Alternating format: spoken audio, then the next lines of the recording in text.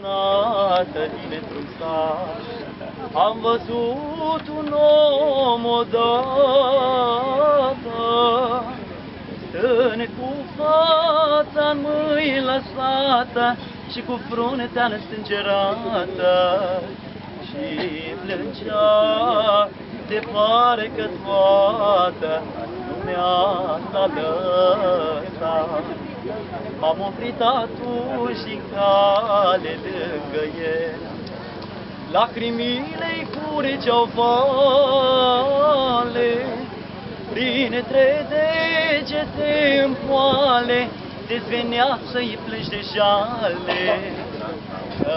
Călătore, porni pe cale singure, fața era albătoată ca de gri, dar albeața lui curată, stânecele obrăsase toată și-a lui frunte nesângerată. O cunună era roată, nu mai zi.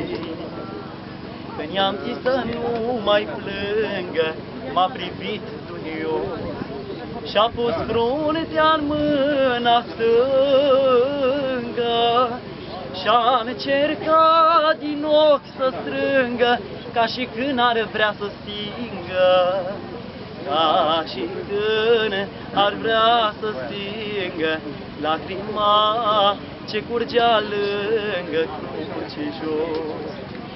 De atunci când trec prin multe sate și plimbări, când văd crucile uitate, mie-mi pare că pe toate văd un Iisus care plânge, plin de răni și plin de sânge ca atunci. Văd un Iisus care plânge, plin de răni și plin de sânge ca atunci. Bravo!